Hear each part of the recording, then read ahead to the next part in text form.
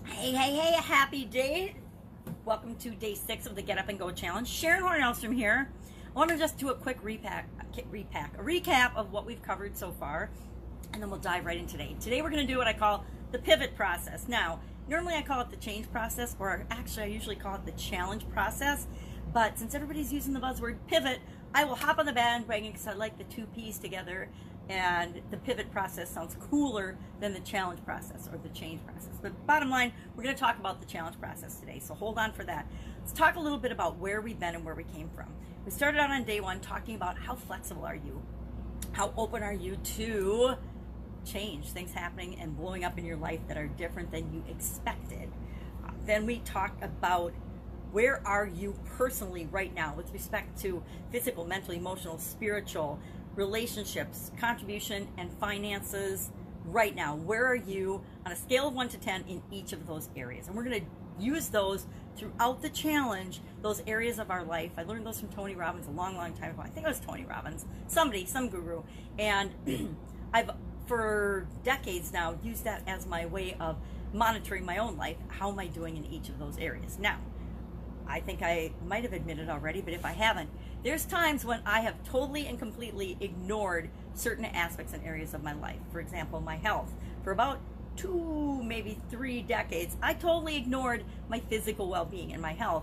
And because of that, I ended up having a sudden cardiac arrest. There are consequences to totally ignoring any aspect of our life. We can do it, but we can do it at our peril. I am losing lights, not that it matters, but flashing is super annoying. So we talked about that, and we decided, and we gave a number to where we're at in the whole thing.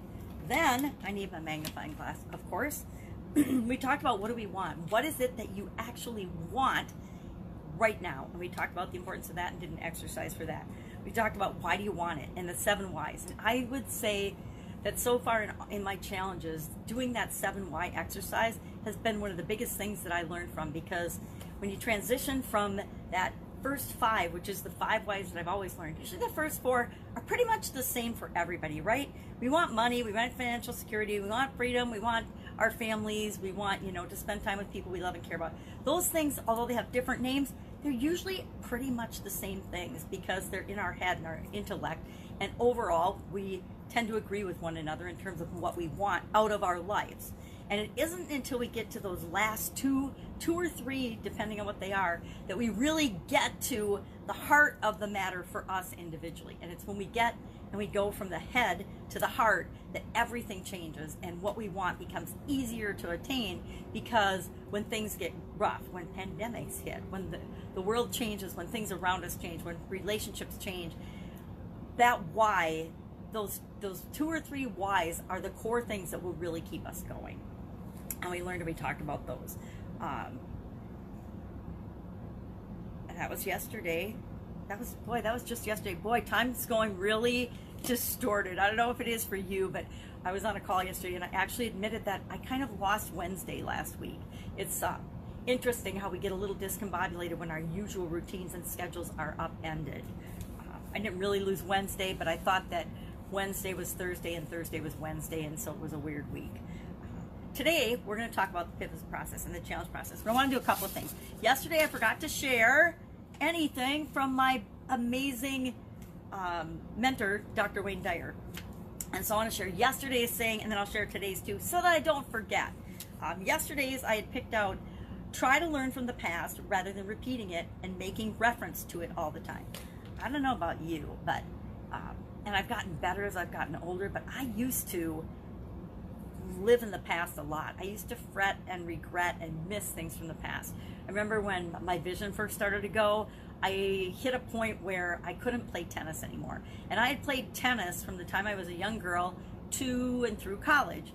And as I got out of college, and actually while I was still in college, I started to have challenges with my vision. And I lost the vision in my left eye. Now, I don't know if you know it or not, but to play tennis, you need something called depth perception. And without any depth perception, I tried, and I did. It wasn't like I didn't try, but I didn't put forth the effort that I would have needed to play tennis without depth perception. I went, dozens of times and attempted to hit the ball, but I would get inevitably frustrated because the ball would be like 3 or 4 feet away from where I thought I was hitting it.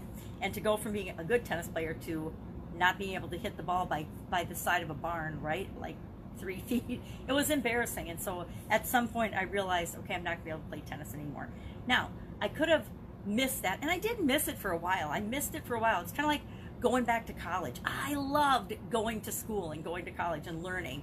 And so every year for like at least a decade, every August, I would get this itch that I felt like I should be going back to school.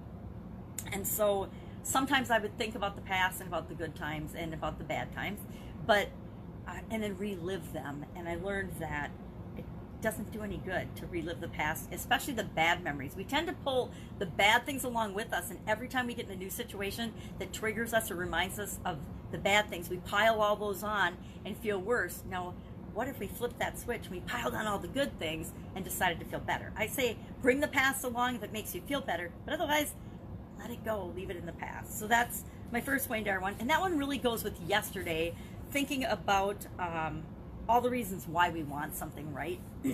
Now today's is, let's take a peek at this.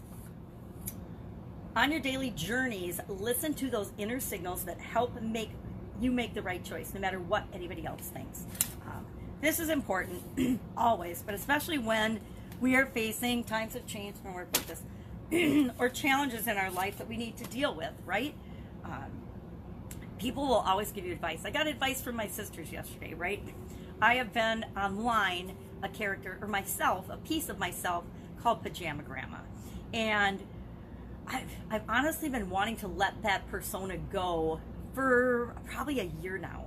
But I've done so much and created so much content around me being Pajama Grandma.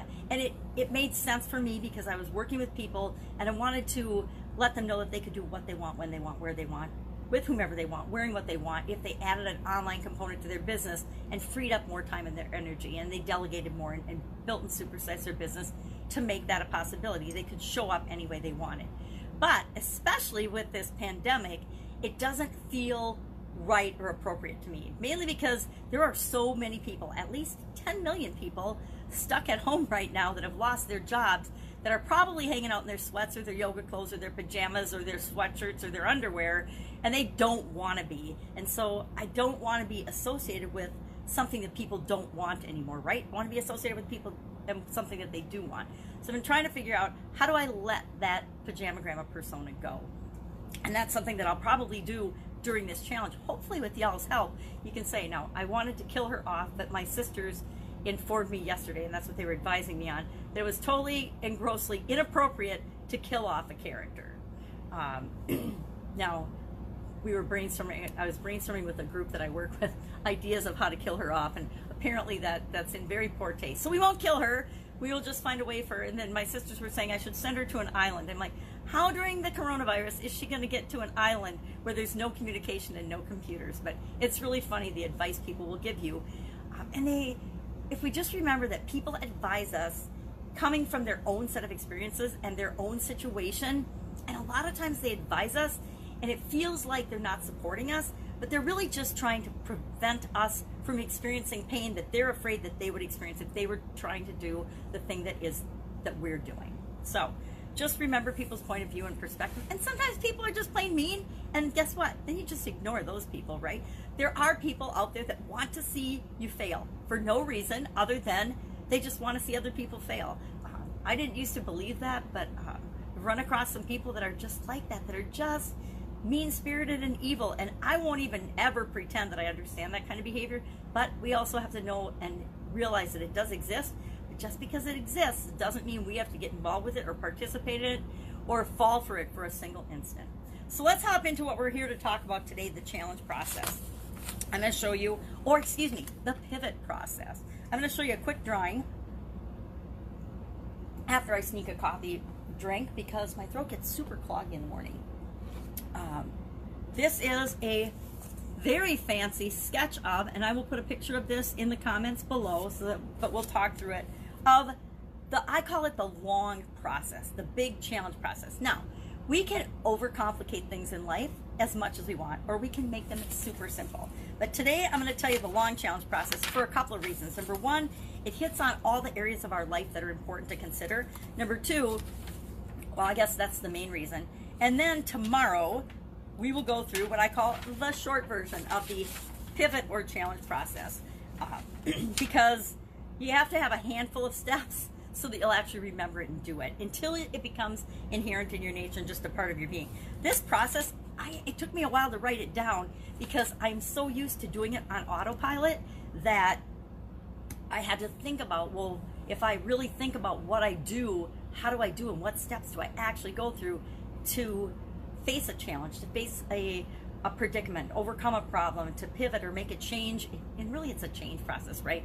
I know the word pivot is cool because it rhymes with they both are alliterations, pivot process.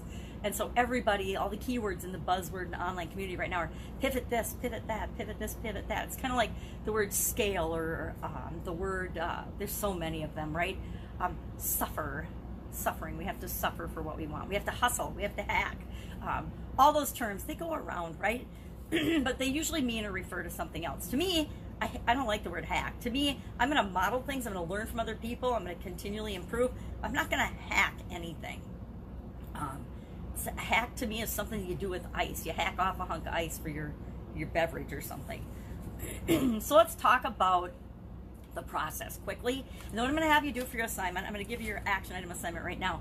So I'm going to have you think about a challenge or a problem or a situation that you faced in the past, and I'm going to have you work through this, and I would scribble down notes on a piece of paper, each step of the process, how you walked that problem through this. Now, you might not have done it this way, but what would you do? We get to rewrite history today. How would you handle that challenge or that situation and walk it through this process? Now, I'll let you in on a little secret. Tomorrow, we're going to take this pandemic thing, so don't do the pandemic in your situation today, because tomorrow we're going to take it through the short process. If you want, you can take it through the long process and then take it again through the short process tomorrow and note the differences. But today, I'm going to recommend that you pick something from your past, because we've all had challenges. We've all had situations where we've had to change. You know, might be a relationship challenge. You know, maybe you went through a divorce or a bad breakup. Maybe you got married. That's a challenge, right? It might be a positive challenge, but it's a challenge to get married and live with another person, especially if you haven't lived with another person before.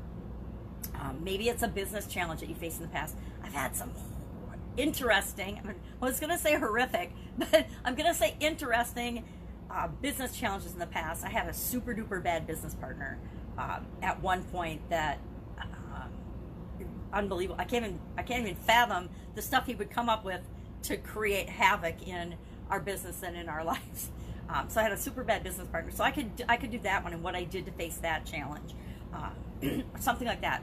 Or you could have maybe a school situation or a relationship, maybe a friendship, maybe you lost a close friend over something, whatever. But pick something from your past, and as we go through these steps, think about how you might have applied each step to that particular situation for you. Because if you make it personal, if you go through it with yourself and with your own situation, it's going to be a lot more powerful than me sharing an example. So what's the first step? The absolute positive first step is something happens, right? Something happens, usually outside of us, that we need to respond to. We need to have a reaction to. A challenge, an obstacle, a law change for your business, a rule change, like all of our businesses being shut down, or a lot of people's, not all of our, I shouldn't say all, that's not, it's an absolute, most people, a lot of people's businesses have been shut down, dead stop. Hey, shut your doors, you're out of business for originally a couple of weeks, and now it's going on to be another month for a lot of different type businesses. And some businesses went through a whole bunch of changes, and then the major change, and we're totally shut down, or not shut down, depending on the industry. Some were shut down right away, some were dragged out. I think bars and restaurants have changed. Some are totally shut down now, others are doing delivery or curbside or pickup or takeout or whatever. But that's still a massive change in a few days. I know in Wisconsin, at first you could only have 50 people or something together, and then people had to be spread out, and then all of a sudden it was 10, and then it was just done. Hey, you can do takeout, you can do people can call an order, or you can do delivery, but you can't have people congregating in your businesses anymore. So something happens, right? First step is always something happens, and we need to figure out how we're going to respond to it. What are we going to do? Well, that triggers in us a whole lot of things. Number one, it usually triggers an emotional response, right? And so the next step in the process is consider your emotions. And most of the time, this is just automatic and we don't do it, right? Something happens, you find out your spouse is cheating and you immediately go into an emotional response. You don't necessarily be rational about it. How do I know? Been there, done that, right? So immediate emotional response. And then that emotional response is, of course, comes from our beliefs. And I usually do beliefs first, because if I'm thinking through this process consciously, my beliefs are going to come to mind before my emotions. But really, a lot of this stuff happens simultaneously, and it happens so fast, it's hard to separate it out. That's why it's easy, or that's why it's important to go through slowly, step by step, each segment, so that you know and understand more of how this happens so fast and how it happens automatically. So your beliefs kick in, and your beliefs about the past, your beliefs about your experiences, other people's beliefs come in to play, and our emotion, our beliefs, they all mush together and they cause our initial reaction, which hopefully we can take a deep breath, count to 10, and not react right off the cuff before we've done the other steps in the process. I know when I was younger, a lot of times I would just react and explode, right? Which is seldom, if ever, the best response to any type of change or any type of challenge or any type of obstacle or situation, right? Exploding, losing your marbles doesn't usually help anything. And that's why we want it actually to be one of the conscious first things that we consider. Well, after we figure out and get our emotions in check, and we look at and say, okay, what beliefs are causing me to have this initial reaction and these emotions, and let's take the relationship blowing up example, because that's a good one and it is emotionally charged. Spouse is caught cheating, initial response is well, there's a lot of them, but the beliefs then that come into play are, hey, if somebody is unfaithful, I can't be in a relationship with them. Now, is that my own belief, or is that a belief from other people? Well, it's a belief from other people, but it's also my own belief, and so I'm sticking with it. And so the emotions and the beliefs are, something needs to change. I'm not going to be in this relationship anymore.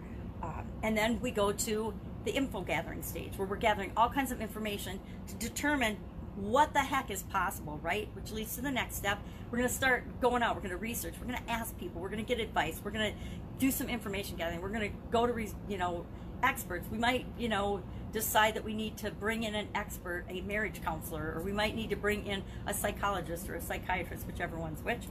And we're going to start gathering information. Normally, when I need to gather information, the first place I go is online, and I go to Google or one of the other search engines, and I start researching the topic or the thing that I am having to make a change about, right?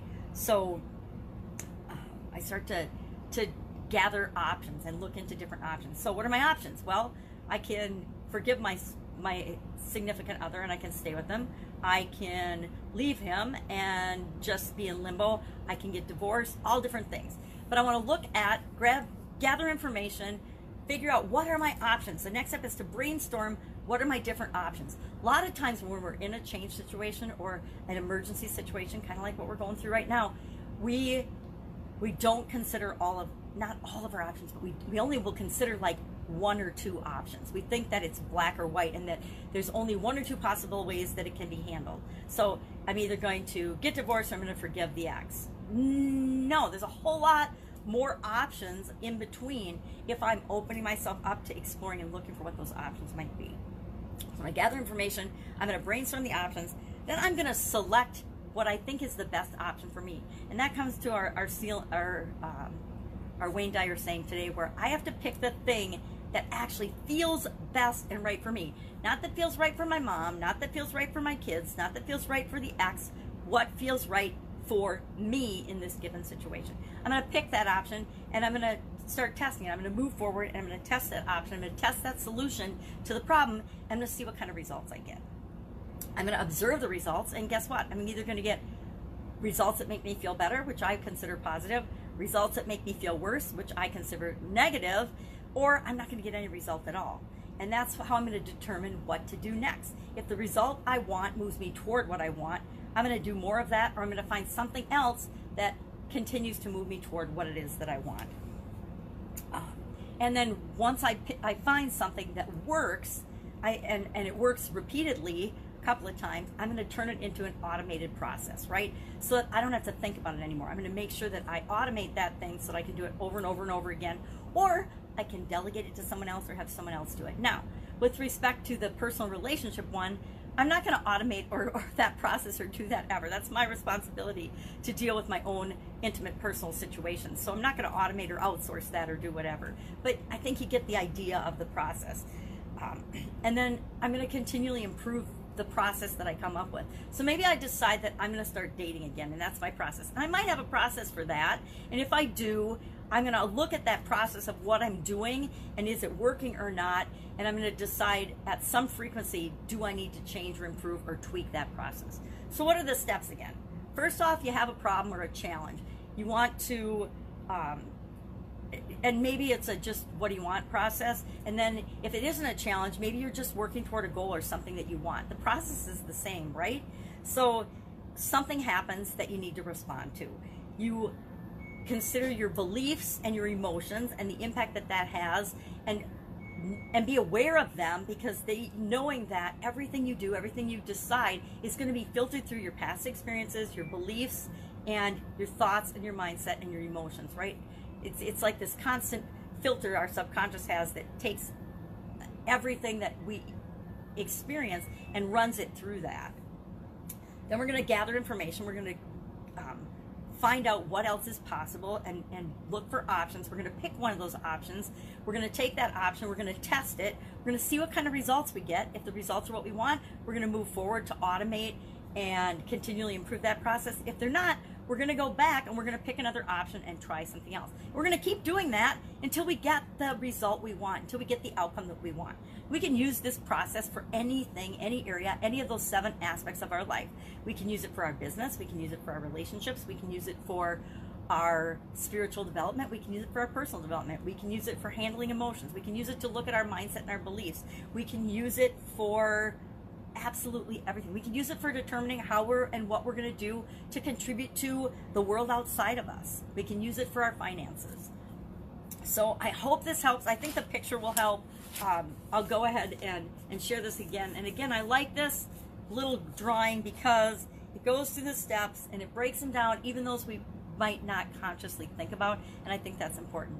So again, your assignment for today is just to run through this process with a past problem or a past challenge or a past situation that you face that you need to deal with. I've used this process to break down past things that I was dwelling on too much. Back a long, long time ago, I got fired from a job. Fired, and I'm going to say fired illegally from a job, which led to a whole bunch of other stuff that I'm not allowed to talk about, but I was fired illegally from a job, and I took it really, really personally. I was super upset, and I worked through this process to take the emotional charge and the upset and all the negative impacts that situation was having on me out of my life because it wasn't serving me. So you can use this for anything. Any questions on this? Ask in the comments below, because I ran through it kind of fast. And if you don't have a drawing in front of you, I don't know, I'm a visual person. For not being able to see, I'm a visual person. Really, really challenging. But go through this. If you have any questions, ask. If you are struggling with any piece of it, ask. I would say the part that gets me the most, usually personally, is the emotions and the beliefs thing. Actually understanding and figuring out, okay, well, what belief is coming into play that's telling me I am feeling this way or I should feel this way, or why I do feel this way. That seems to be where I personally get hung up the most, but each of us are different. So maybe it's the how do you make it into a process? How do you go through this and you're like, okay, well, that worked. I want to make sure that I do this every time. How do you make that into a process and make it become automatic? How do you make it become automatic? Practice, use it. Any process or anything that we use repeatedly becomes a habit. Once it's a habit, it's automatic. Like I said, when I am faced with a change or a situation, this happens like almost instantaneously for me now. I just automatically go through all the steps. Unless I have to go and do some more research. You know, when I first heard about the pandemic and everything, I didn't panic at all because I had already run through this in my mind. Okay, well, what does this mean to me? What does this mean to my business? What does this mean to my family? What do we need to do to prepare? And it just automatically, each area of my life ran through this process, and I knew exactly what I needed to do to make sure I took care of myself and handled each of the different areas and aspects of my life. Now, do I have challenges in certain areas? Absolutely. We all do, right? And am I plugging away at those? Yep, I sure am. But I'm doing it in a calm way because I know exactly what to do next in each of those areas. I'm not freaking out about, I don't know what to do, because I absolutely positively know what to do. And I want to make sure that you feel that way too. So that's it. That's it for today. I will, of course, be with you tomorrow. Have an amazing day. And I don't know what to tell you. Take care of yourself and take care of each other.